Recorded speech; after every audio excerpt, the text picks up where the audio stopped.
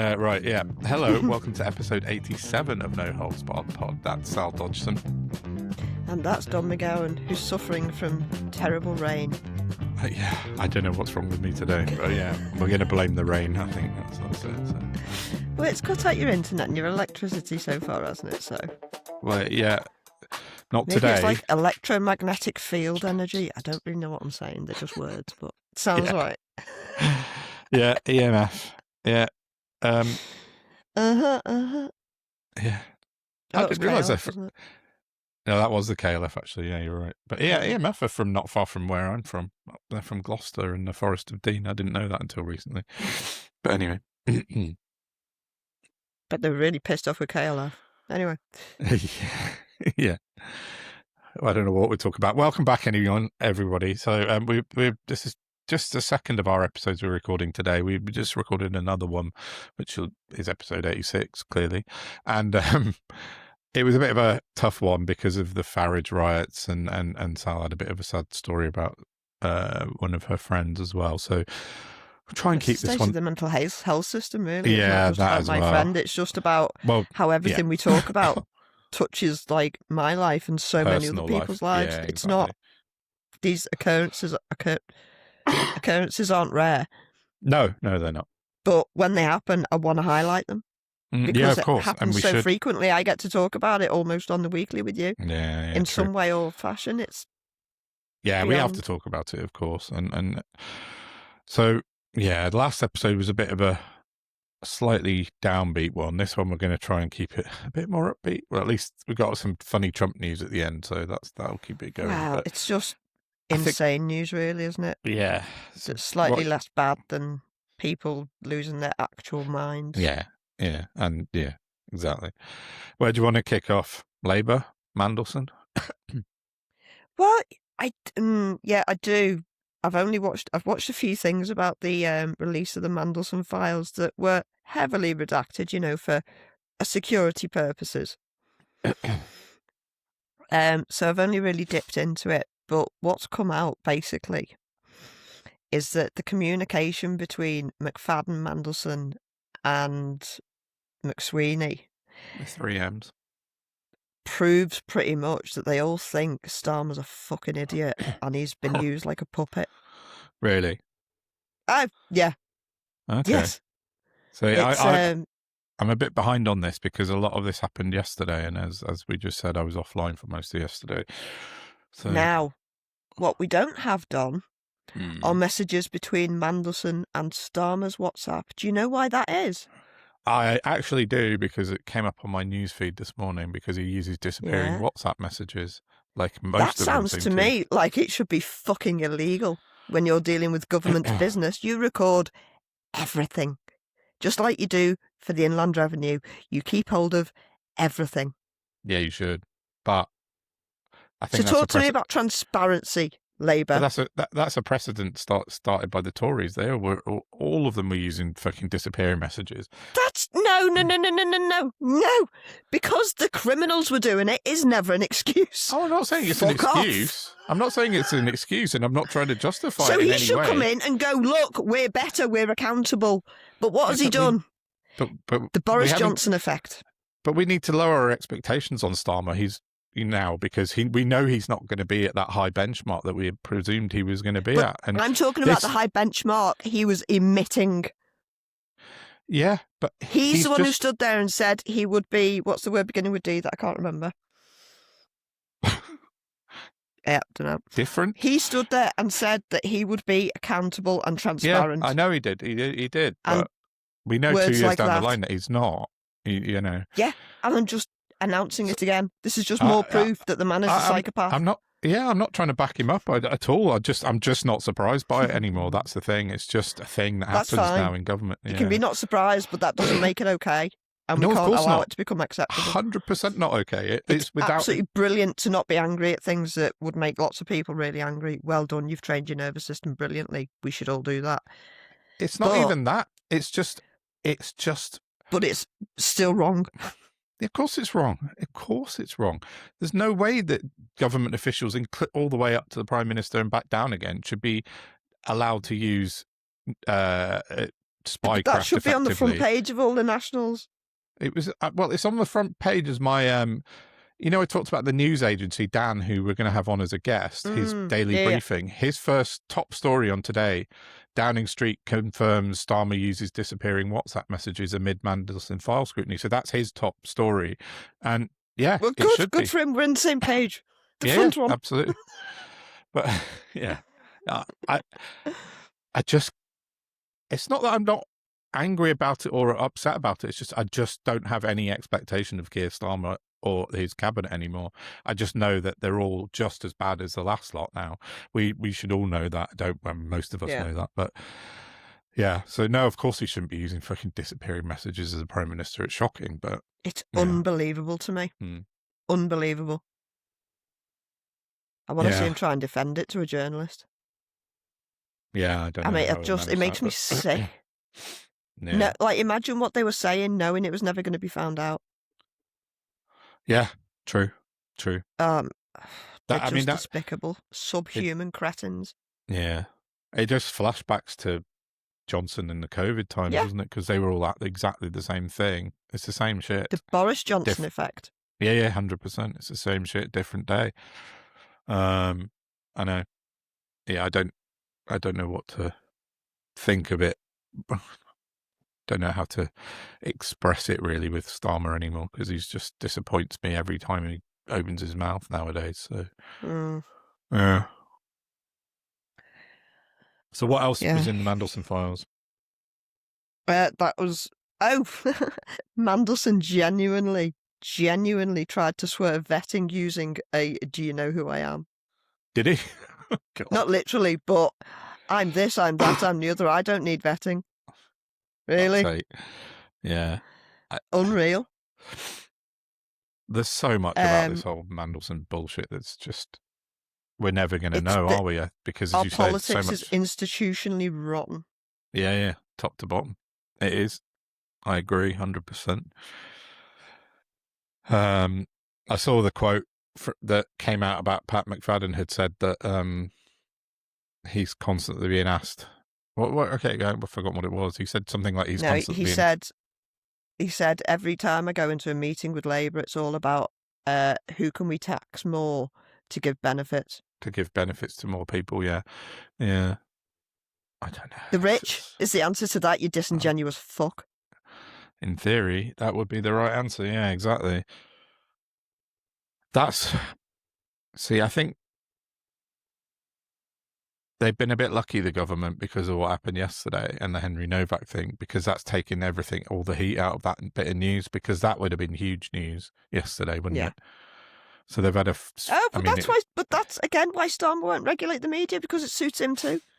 Yeah. Fuck the police, fuck the fact they've got families, let them be in danger. We've got PMQs in a bit. God, we're recording pre-PMQs, which is nuts. But, I know. But yeah, no, I think it'd be interesting to see where Kemi Badenoch goes, because she actually came out and criticised Farage yesterday for inciting these riots, amazingly.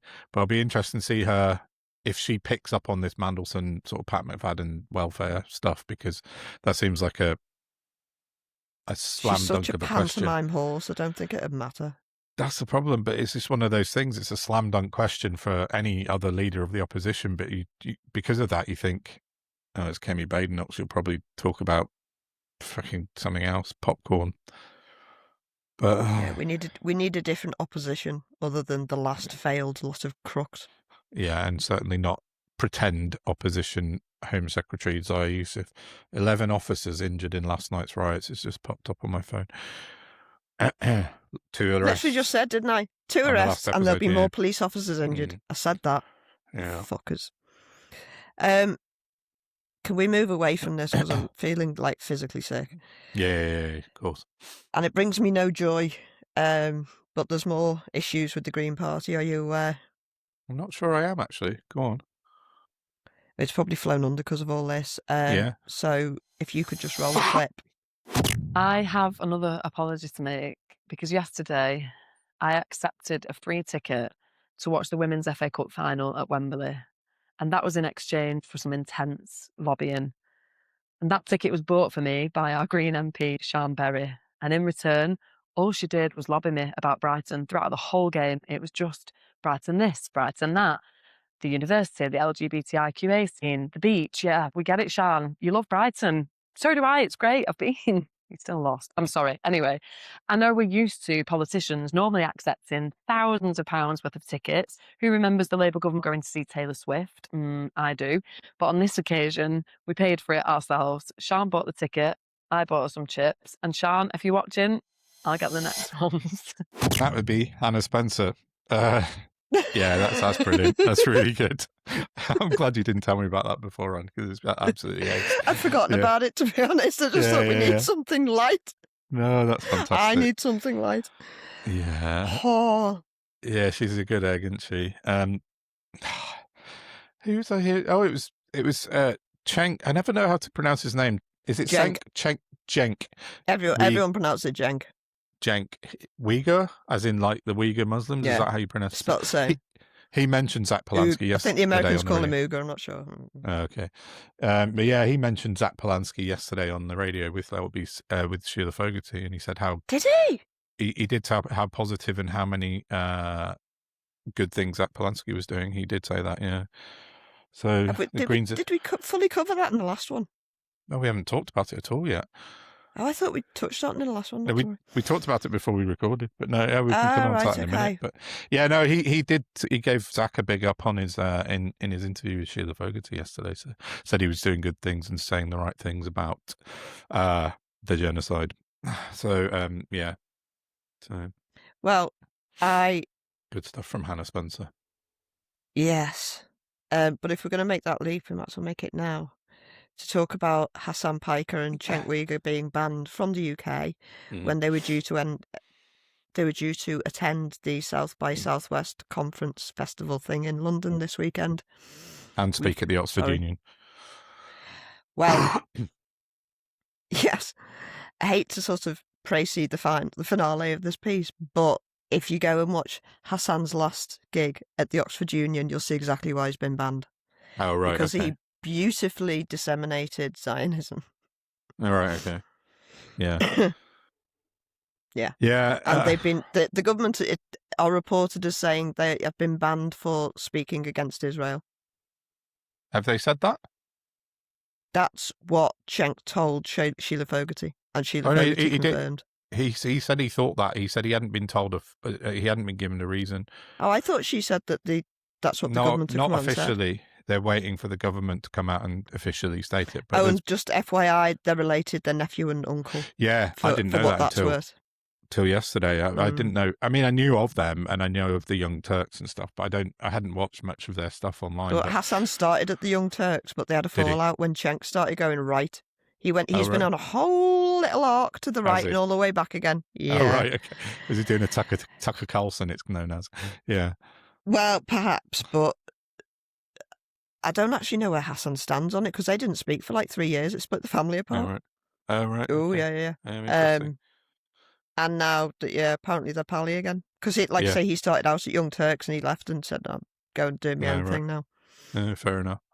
Yeah. Yeah, the interview, because I didn't hear it live, but I went and caught up on it later on last night because someone said to me, you should have a listen. And it's well worth a listen. So, catch up yesterday. Sheila Fogarty, I think it was around about 2 o'clock in her show yesterday. He was on. And he was allowed time to speak, which is unusual. They obviously made a big deal about him coming in because of what happened. He's a big name. Yeah, exactly. He's massive a big in the guy. US. Yeah, he's a huge figure. And he used it well, and he spoke at length and with passion about the genocide in Gaza. Go on. No, I was just going to say that's why everyone was so fucking angry when he went off right, because he was such a good lefty. Yeah, right. Okay. What's going on here? Yeah. But he got quite heated and he... Oh, apologies to me. Sorry. Hannah's back. Just trying to send that to you quietly. Yeah. But he got quite heated and he got very passionate. And Sheila Fogarty, I do listen to often sometimes, but not when people criticize Israel, she gets really, really defensive. And she always says, it's not a genocide. It's not been proved as a genocide. She said that to him yesterday. By every single academic genocidal scholar Yeah, he went absolutely tonto when she said it's not a Did he? genocide. Yeah. Oh, I It's didn't worth see that bit. have a listen to the full Oh, thing. I'll But listen to the whole thing. yeah. He was excellent. He was brilliant. But what was notable to me is they had after he was on for their pro-Israel stance, they had Gideon Falter on afterwards. Oh and then, my God! And then he and Sheila proceeded to rip Cenk apart and say that he was disgusting. Without Cenk being there to defend himself. That seems disingenuous. Yeah. It was awful. It was really, really bad. That man is a scumbag. Yeah, he's horrible. And because Sheila Fogarty was a bit too, she could counter Cenk, but not too much because he's quite a powerful figure and he speaks so well. And she did put her point across a couple of times and he did just argue well against it. But her and Gideon Falter afterwards, and he said, there's no such thing as a genocide in Gaza. And Sheila went, yeah, I know that, but Cenk doesn't, she said, something along those lines. And I was like, oh, this is just shocking. You can't. Who do these people think they are? Why do they think they know better than scholars? Yeah. But also to have a man on to discuss this and then not give him a right to reply and absolutely slag him off afterwards is really disgusting. And that's why Sheila Fogarty is a piece of shit. Yeah, she's but not she great. is. Oh yeah, I don't like her at all. I used to quite like her until this whole Israeli shit kicked off. I've just sent you Hasan's last address to the Oxford Union for the show notes. Cool. Yeah, got it. Yeah, we'll put it in underneath, so have a look. But yeah, so I saw Ash Sarkar had pulled out of the South by Southwest, didn't she, because of those guys being cancelled? They're still very determined for it to go ahead. They were going to, I assume, do teams. What, South by Southwest are? Well, no, the Oxford Union debate that Cenk the union ones. Hasan were going to. They're going to do it over Zoom. Oh, that's cool. That's good. Yeah. But South by Southwest have basically said, no, it doesn't matter to us, whatever, haven't they? And that's why Ash Sarkar pulled out of that. They festival. need looking at. Yeah. Have you seen those ticket prices? Oh, it's a real haves and have-nots issue. It really is. It's mental, isn't it? Is it like somebody said it was like 75% more expensive than Glastonbury or something? It's £1,200 for a basic 14. pass. Huh? I think that's 1,400. Oh, is that for a bit of a better one? Yeah, I think so. It's tiers, but it's disgusting. I think it starts at 1,200 and it's fucking mad. And it's only like, what is it, 5 days? Kind of like festival thing in London, but yeah, it's just mental. Shoreditch. Is it in Shoreditch? Is it? Yeah. Yeah. I know. I mean, if you can get a comp, good for you. But if you can't, everyone else is priced out. It's disgusting. Yeah. Well, it just means all the standard textbook media folk can go and us normal folk can't go, you know. Same as the haves and have-nots. It's exactly the same as the podcast festival they have every year in East London. No, what's it called? What's the big? Come on, Don. Earl's Court. There we are. The one where you have to pay to enter your pod. Yeah, about £1,000 it costs you to enter your podcast into podcast festival.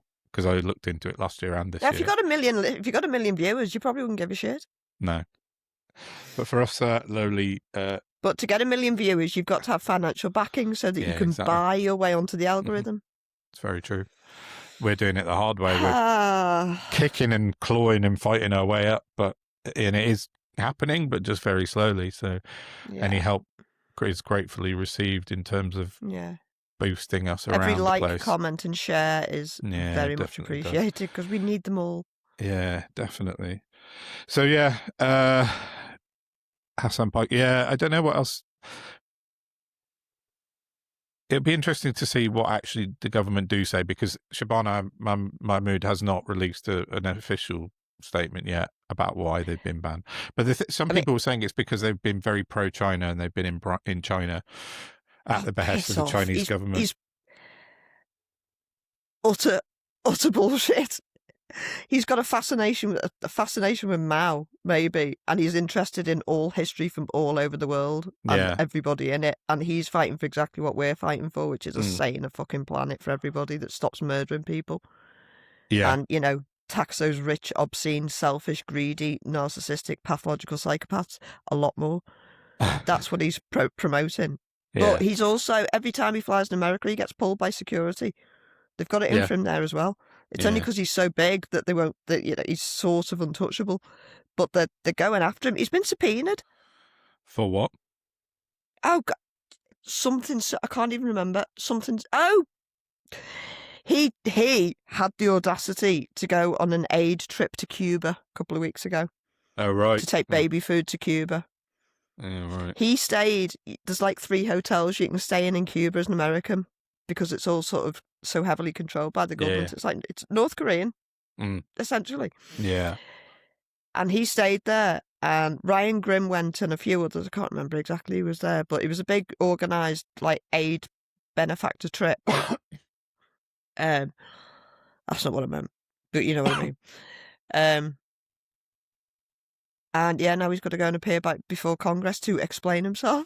Oh, God. Yeah, is it Nick Sauter? That little YouTubing knob. The far right one. He went. Yeah. He stayed there, and he wasn't in a government-approved hotel. Oh, right. Yeah. But nobody gives a shit about that. No, of course The people who were have been pulled into Congress. This is psychotic. This is 1984. Yeah. Yeah, it feels that way, doesn't it? But I mean, we have it bad in this country, as we know, and things are not good. But things in America are considerably worse, I would posit, I think. It's all relative, though, Dom. Yeah, it is relative. But I think Trump's talking about invading Cuba within weeks now. There are broken people. What's he invading? He's invading his own control. I don't get it. They all. He's basically fed up with Iran, isn't he? And he wants a new thing to do. So, yeah. But did you see he went off his fucking nut at Netanyahu the other day at the weekend? Trump. He said to Netanyahu in a call, he said, "You're fucking crazy. You'd be in prison if it weren't for me. I'm saving your ass. Everybody hates you now, and everybody hates Israel because of this," Trump said to Netanyahu at the weekend. What took him so long? And why isn't he recognising it? It's to do with the Lebanon thing, because he told Netanyahu to back out of Lebanon, and Netanyahu's and he went in anyway. Fuck this, yeah, I'm still doing it. So, is Trump just realising that Netanyahu doesn't listen to him? Is that what this is? Basically, exactly that. Yeah. Dumb fuck. Suddenly realised that Netanyahu's got his own agenda and doesn't give a fuck about what Trump tells him not to do or do. So, yeah. I've just seen him absolutely lose his mind at 2 male journalists. Who, Trump? Did you see that? Yeah, I think that was this morning. I saw a clip of that. Is that a recent one? I didn't know if it was recent or not, but I saw it. Yeah. Oh, well, I've never seen it before. It was, yeah. I saw it yesterday, I think. But he's literally like pointing at them, going, "You're mommy." CNN guy. Yeah. And then he asks a question to somebody else, and somebody else stands up for the journalist he was having a go at, and he goes, "You're shit too." Yeah, I hate you as well. Fuck off. It's literally a 2-year-old having a tantrum. But it is. On the 1st of June, which was Monday, the White House put out a tweet. It just says, "Trust in Trump." And the tagline, it says, "Just sit back and relax. It will all work out well in the end. It always does. President Donald J. Trump." So he's just basically going, the whole world's fucked because of me. Just don't worry about it. Like, what? And that's come out of the White House Twitter account. Absolutely batshit. So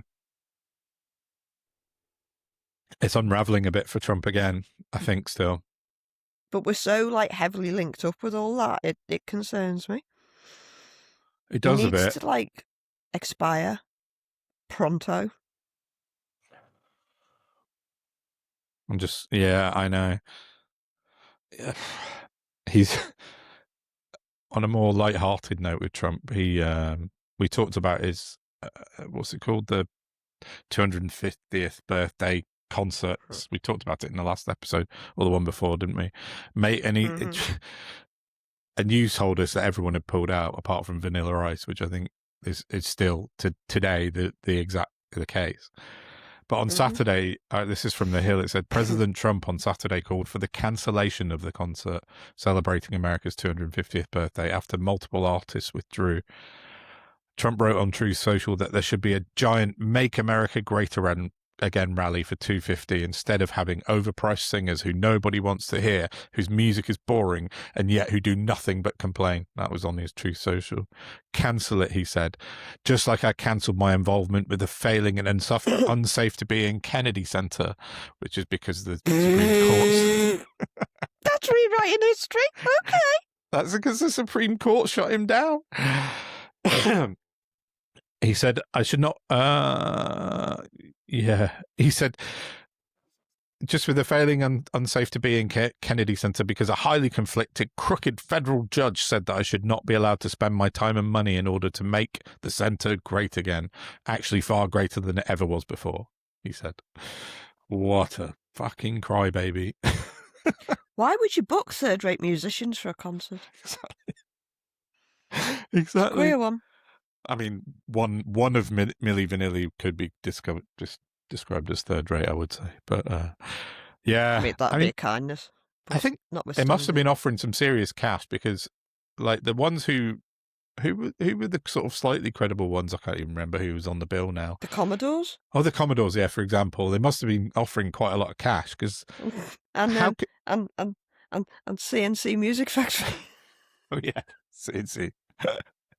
Yeah, Seville's and Cole. But how would they not understand that it's a non-partisan thing? Like that was their excuse. We didn't understand that it was a partisan political event. It's fucking Donald Trump. I know, I got it wrong. I thought it was for his birthday present. It wasn't. It was. Oh right. It wasn't a for the people thing. It was a for the Republicans thing, wasn't it? Right. Yeah, it was. So yeah, I don't know.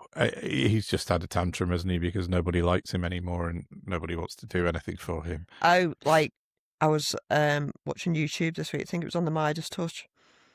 Like proper high up, top of their field psychologists are now coming out and crying for the 25th Amendment, saying he's categorically off his fucking rocker. Remove him. He is nuts. He's lost the plot completely. I don't know why psychologists have taken so fucking long to wait to come out.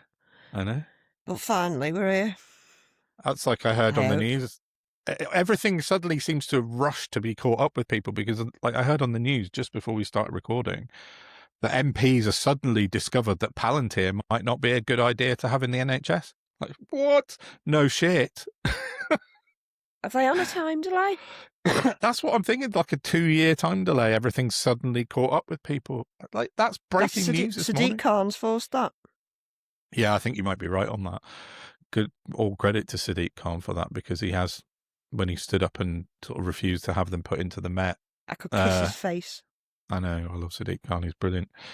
But do you see he's shaved his head? He looks really cool with his shaved head now.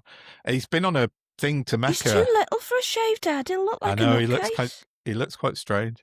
But because he went to Mecca last week. You need to be a bit like... Yeah. A bit he beefy, went to Hajj, didn't he? That's right, to the Hajj. And so he's come back with a shaved head. And he looks different, very different. But that's like the ultimate Muslim pilgrimage. Yeah, that's right. Yeah, the pilgrimage to Mecca. I noticed one thing, Dr. Louise Raw. She posted something yesterday on Twitter, which I thought was interesting. Good, no, it was a couple of days ago, actually. Ola Minihane, who we've talked about a couple of times weirdly, Restore Britain, whatever she is, put out a post with a man holding up a Restore Britain flag. And she said this is Viney, Viny. I think she's maybe written Vinny, but spelt it wrong. A resident in Barking saying his 9-year-old daughter had her packed lunch confiscated because she had a ham sandwich in it, and pork is banned by Eastbury School in Barking. Today's episode of Things That Didn't Happen, was it? When Viney/Vinny went to see the head teacher, he was told they would call the police. His daughter was sobbing. Louise Raw quoted this with a picture of the school menu from their website, and she said, and yet ham is literally on the Eastbury School's lunch menu. You can have... She's very good. I love Louise Raw. She's excellent. So yeah, you can have... what day is it? On Wednesday, you can have wraps with chicken, ham, or cheese from this school's website. What a load of shit. It's such a... they're just not bright enough to make lies that can't be checked. Make something up that can't immediately be fact checked, and then you look like a dickhead because that post, she's left the post up from May the 30th, so like 4 days it's been up. Even though people have sort of pointed out that, it's got It'll community. still be getting the clicks, won't it? It also says on the menu are butcher sausages. So, yeah. How many followers has Minahane got? Yeah, let's have a look. Actually, it's got quite a lot, I believe. Yeah, of course she has. 58,000. It's not huge for a far-right account, That's actually. absolutely dog shit when you consider that they're being propped up by Musk. Yeah, it's not huge for and for yet, that.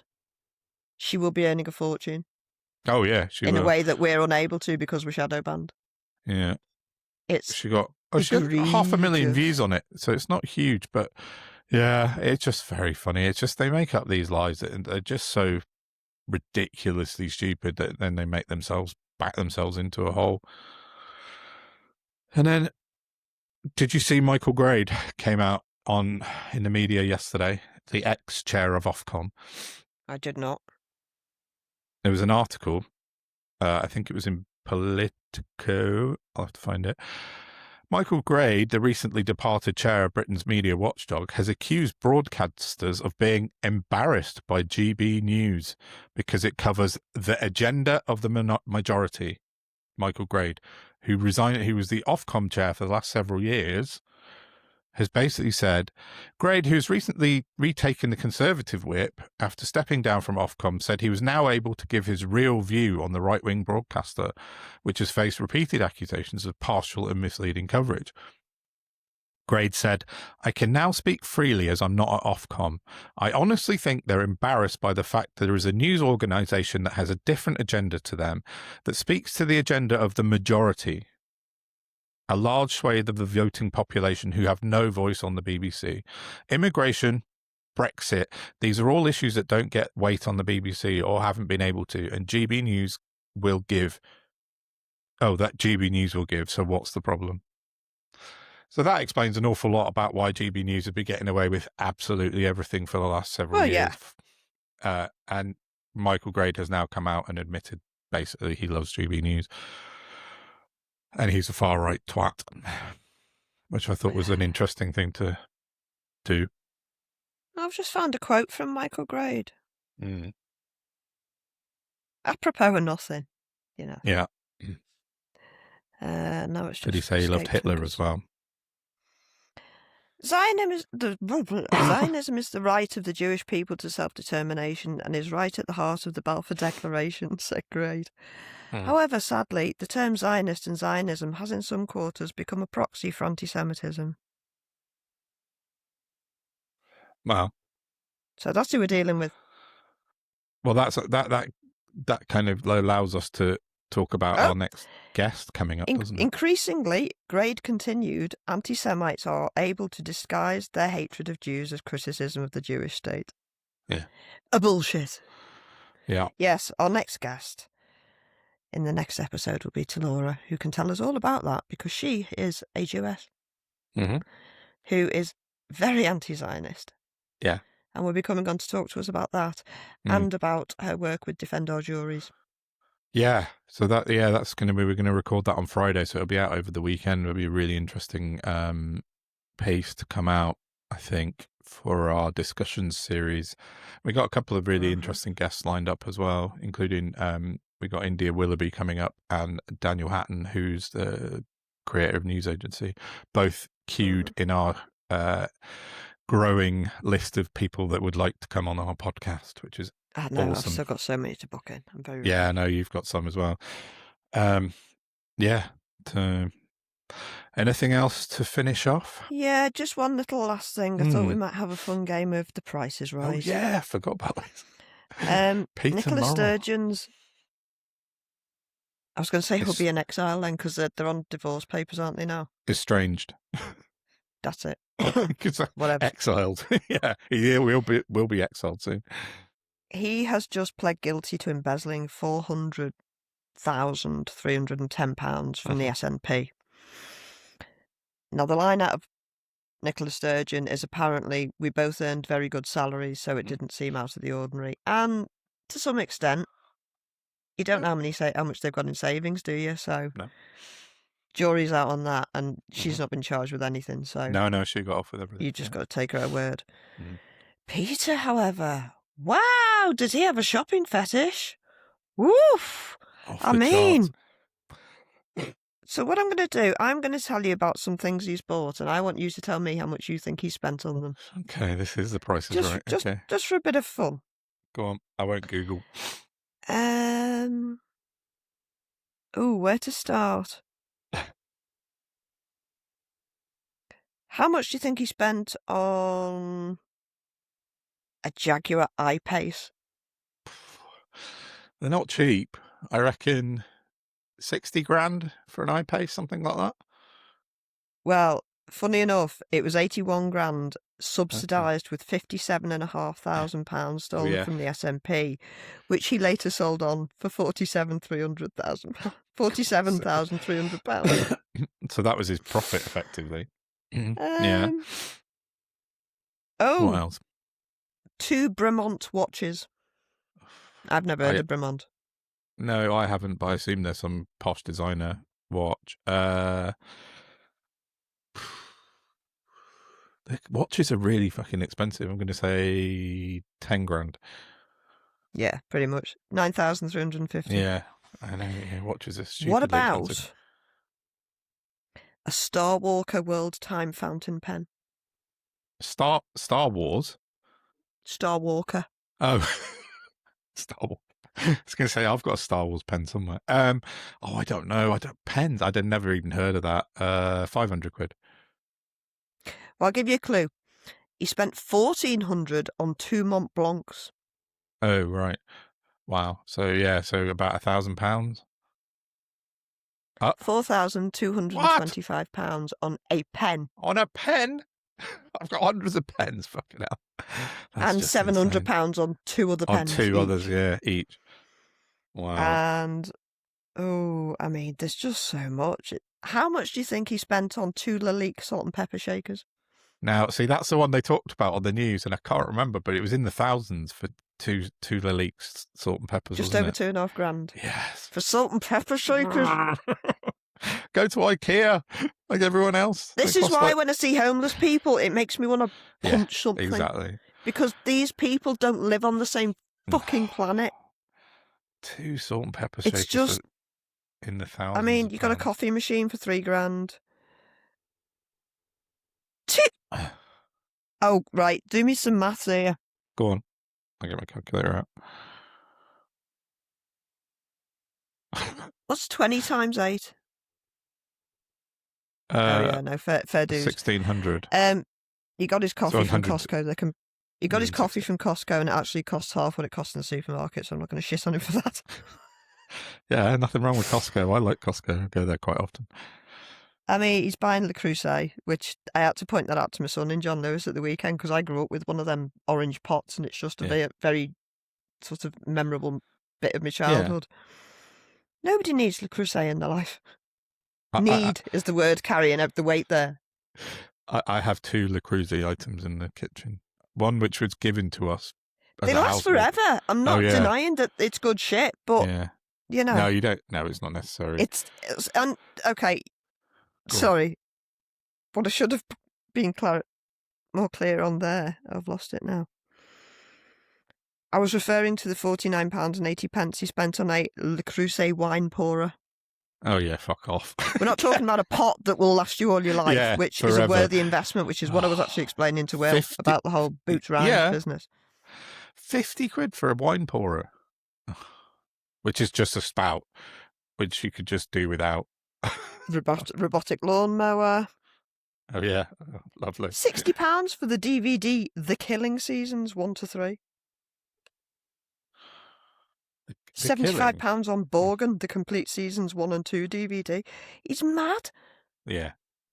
He's got a big problem, hasn't he? But again, why has he been arrested, charged and processed, and Michelle Moan's still sitting there with all our stolen money and everyone else who did it like her? Yeah. True. Wasn't there like a weird onesie or something on his list? He spent like 200 quid on a onesie something or like something. 400 pages. Oh, is that? Jesus I might be Christ. exaggerating, it might be 40, but there's a lot, and Yeah, I yeah. don't have the capacity for that. No, fine. No, that would take a lot of skimming. Yeah. Yeah, it's crazy. Anger making. I mean, he's going to go to prison, isn't he? I assume. So, Yeah. but they've taken a lot of money off. He took a lot of money off a lot of people, like, because a lot of it came from donations to the party, wasn't it? In fact, most of it, I believe. And they'll never get that money back. Just incidentally, as somebody who I used to have a bit of a shopping issue. Mm. And I mean, I'm talking like low level, like the odd bit from eBay here and there, but stuff that I shouldn't really been spending on and I didn't really need, but in my head, I can make jewellery and then I can earn money with that. And what I was actually, I'm going back years, what I was actually doing was trying to fill like an empty hole within myself because I didn't know what was wrong with me, and it made me feel better having things. And that's all this is. It's about lack of self. Yeah. I think that goes for a lot of people. It's either about lack of self or self-aggrandized, I deserve. But either way, it's not the behaviour of rational people. It's not. It really isn't. Yeah. So, yeah, that's all I have to say about that. And we do have a nice little ending of, I don't know, weirdly coming from America, of how the world should be. Do we? As I sent to you the other day, yeah. Oh, God. Zoran Mandami in New York. I didn't get that. Did you send it me yesterday during the internet blackout times? Or you probably did. I just haven't. It's entirely possible I sent it to you on Instagram. Why can't I find you? You literally... Oh, there you are.